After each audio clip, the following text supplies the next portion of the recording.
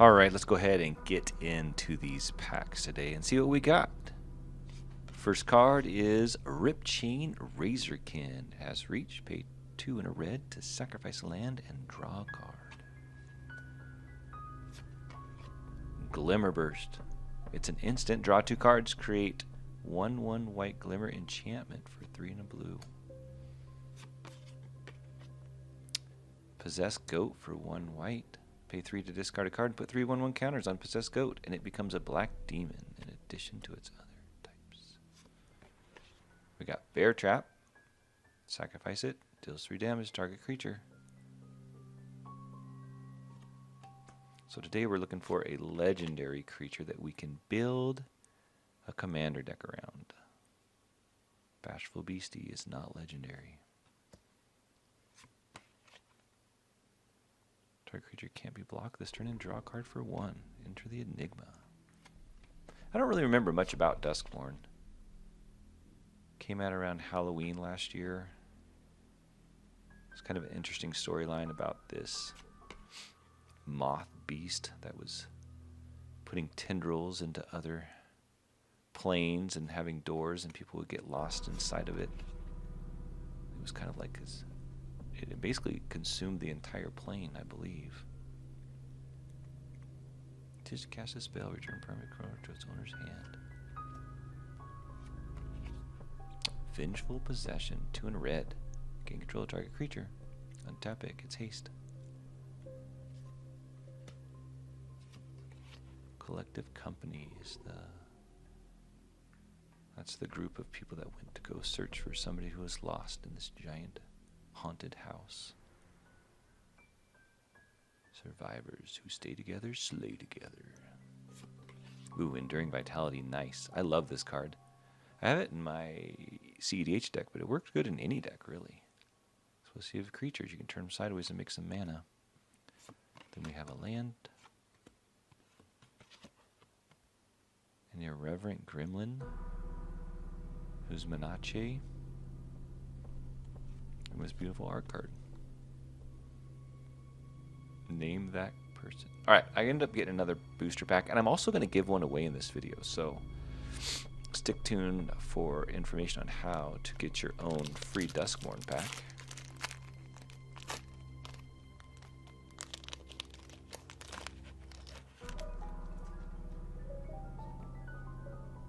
Hardened Escort.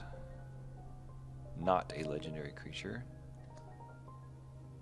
Vicious Clown is not a legendary creature, but with power 2 or less, he gets +2/+0 till the end turn. Ooh, there's something shiny in the back. I'm going to hide it.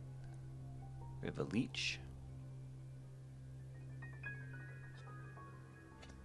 Forest Cycle is not too bad. It is a big creature, but sometimes it's good to have a large creature with trample and forest cycling on it, in case you're having a hard time getting a land drop.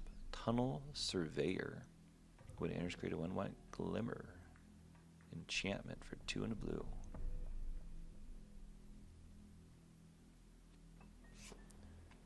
Fear of Surveillance. Surveil 1. So yeah, they had rooms in this set. I remember that. And you could pay 1 less. So this is Glassworks and Shattered Yard, and you can pay a less, did one thing. Then if you paid more, you could open up the other door or the other room. And in the story, the rooms and everything kept changing. Crackling Slasher, that artwork is sick. Has Death Touch. Enters with a 1/1 counter on it. If a creature died this turn, so it could be a 4/4 with Death Touch for 4. The Exorcist. Exile target artifact, enchantment, or creature with power 4 or greater. Yeah, they did take a bunch of memes from different like 90s horror movies. Get out! Counter target creature enchantment. Return 1 or 2 creatures to its owner's hand. Shroud Stomper. That is a lot of mana. 3, 2 white, and 2 black. We call that Shaft. Okay, this is a lot of words. When Grimoire enters, you may cast it, draw 5 cards. If you have no maximum hand size and don't lose the game for having 0 less life, when you gain life, draw that many cards. Whenever you lose life, discard that many cards. Then, if you have no cards in hand, you lose the game. I don't think that's a good card. card. Cool art, though. Then we got a lighthouse. They had some rare lands in this set that weren't too bad, but not this one. And then we got the Doomsday Excruciator. That is a lot of black pips. Oh wow, if you cast it, each player exiles all but the bottom 6 cards of the library face down. At the beginning of your upkeep, draw a card. That means you too, though. You can make games a lot faster with that card. Alright, so the good pulls that we got out of this were basically Enduring Vitality. I thought this was probably the best card. This one could be good in the right deck or the right situation. This Collected Company was interesting because you could look at the top 6 cards of your library, put 2 creature cards with mana value 3 or less, and then this Doomsday Excruciator, so not that great. Okay, so we are going to take an audible on this one. Duskmourn, we couldn't really find anything worthwhile. No legendary creatures. So we're going to look at this and see if we can find some legendary creature in here. So let's go ahead and take a look at our binder.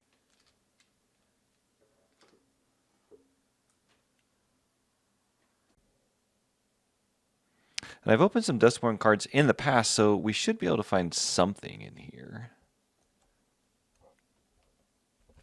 Okay. We got this one here. At the beginning of your end step, if a land enters the battlefield under your control this turn, you can, if you control a prime number of lands. No, I don't want to do that. Sorry, I'm trying not to touch the camera. I'm sure there's a better way to do it. Oh wait, what's this guy? I'm going to pull this guy out. Rip Spawn Hunter. Alright, Rip Spawn Hunter. At the beginning of your second main phase, if Rip Spawn Hunter is tapped, reveal the top X cards of your library, where X is its power. Put any number of creatures and or vehicle cards with different powers from among them into your hand. Okay, hold on. We just got Spacecraft. So we could play him, tap him, charge up a Spacecraft. I think I have some other stuff that needs to tap. Have you guys even seen this card before? Okay, so yeah, let's go ahead and build something around this Rip Spawn Hunter.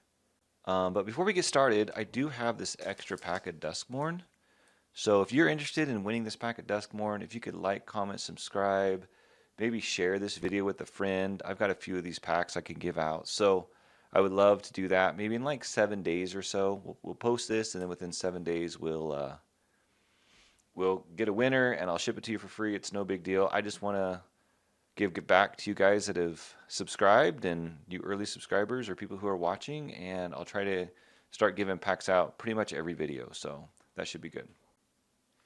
Okay, if this video isn't random enough, I just went downstairs and got the mail, and I think this is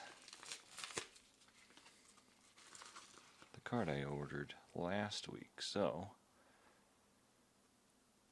yeah, there it is. There's our stuffy doll that we talked about in the last week's episode. If you haven't watched that, make sure you check it out. We build a deck around Spacecraft mechanic, which we might actually incorporate some of those cards into this one, but this stuffy doll works out pretty well with the Spacecraft that can deal 100 damage to target creature. Since stuffy doll is indestructible, it gets to deal that much damage to a chosen player. So it's a one-hit knockout. So pretty cool card. I'm pretty excited to have this in the collection, and let's get to building this new deck. All right, this took me a hot minute to get this thing put together. So I dug through a ton of cards, not really sure if this is the best, so I kind of put everything on Scryfall, maybe added a few things I didn't have. We'll take a peek at that in a minute. So the idea with Rip Spawn Hunter is we need to tap him, right? So we got to have him tapped at our end step.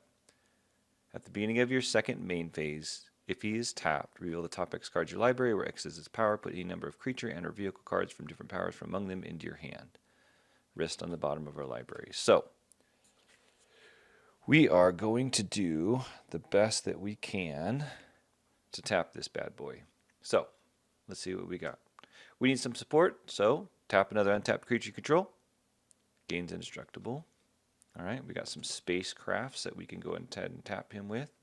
We got the Dion Styre that we talked about last week with Stuffy Doll. We got the Sirima. It's going to allow us to get a legendary creature when it enters the battlefield. Pace Walker, another target vehicle you control, can become an artifact.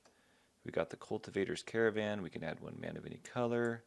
We have the Weatherlight, right? So we can draw cards. We got Flywheel Racer, another mana. We got Sky Sovereign Council Ship.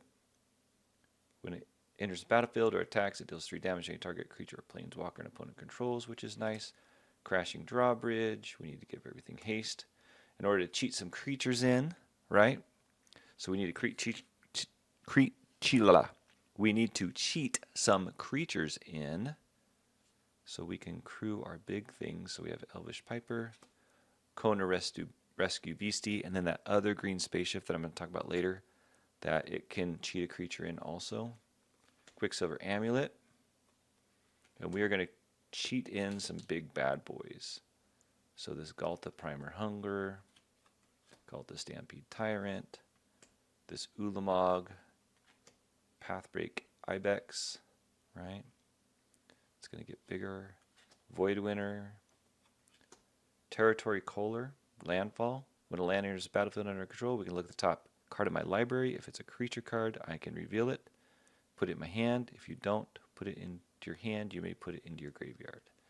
We've got Megatron, Blightsteel Colossus, Darksteel Colossus, Optimus Prime. Got some draw card spells. We've got a board wipe, protection. Get something back from our graveyard and put it into our hand. We've got more protection. Okay, I got this card I was looking at, and if you look at the very, very bottom, it says tap 2 double target creature's power until the end of turn. So that's pretty amazing. This one, we can double target creature's power also, just for 1 mana. Well, actually it's 2, because it's 1 green and 2. Loading Zone is going to help us put more counters on our spacecrafts. We can get Hexproof, Indestructible. We can make a pilot. Give something trample. Give everything trample. Whenever 1 or more creatures you control deals combat damage to a player, tap all lands that player controls and untap all lands we control. We can discard a creature and go search for a creature. We can take care of artifacts and enchantments. Same thing here. Artifacts are going to cost a little bit cheaper, and then we start getting into our mana package. Here, Talisman. This Pendant Prim is interesting because it talks about charge counters, and spacecrafts have charge counters. So we added Energy Chamber. Whoa, my pile is falling. At the beginning of your upkeep, choose 1, put a 1/1 counter on target artifact creature, or put a charge counter on target non-creature artifact. So that can help us charge up our spacecrafts. We've got Leyline of Abundance for some mana. We got this nice Enduring Vitality to help tap creatures and make mana. Wayfarer's Bauble. The Signets, of course, all the Signets, and the Mind Stones, and the Soul Rings. Then we got into some creature mana ramps, so we can use them also to crew vehicles. Poison. Right. See where we're going with this? And then we've got this lady. I found her. She's pretty cool. So if an artifact or a creature comes in the battlefield, we get a gain a life. And at the beginning of our upkeep, we also get a draw card if we gain 3 or more. So she should allow us to draw a card at the end of every upkeep. Thrashing Brontodon can help to crew and or destroy. Copper, should be able to get that guy in for free. A little fog protection. Beast Within. And our Liberator Urz's Battlethopter. Whenever you cast a colorless spell and artifact spells, they have flash. And whenever you cast a spell, the amount of mana was spent to cast that greater than Liberator's power, put a 1/1 counter on it. Just kind of an afterthought card. I might trade this out for a spaceship. So let's jump over and check out Scryfall and look at this a little bit more clearly. All right, so let's take a look at this really quick. See what we got here. So we've got a little bit of mana ramp at the beginning. Got the Crashing Drawbridge we talked about. This Frenzied Bailoff was kind of interesting. I thought it was an interesting card. The spell can't be countered. Trample Haste. Most important thing about it is creature spells you control cannot be countered. So when we start if we do have to hard cast some things, if we're not able to cheat things out, then at least we're not going to spend all that mana, hopefully, and get it countered. I don't know if this Sterling Keykeeper is all that really necessary, but it's just something we can do early, hopefully, and tap our commander early. I love this Enduring Vitality. Okay. Thrashing Brontodon. Tyvar's good. Obviously, this isn't the exact same artwork that I have on mine. I like that stuff. These giant creatures, it could be a hit or miss, right? But we have to have some sort of win con. So we're going to use our spacecrafts. We're going to try to cheat creatures in, do big damage, double damage, right? Big beatdown strategy.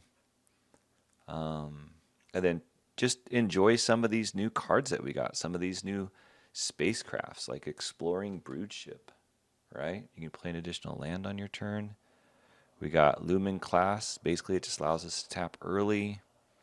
This Sledge class seed ship is the one I was talking about a little bit earlier. It says when this spacecraft attacks, you may put a creature card from your hand onto the battlefield.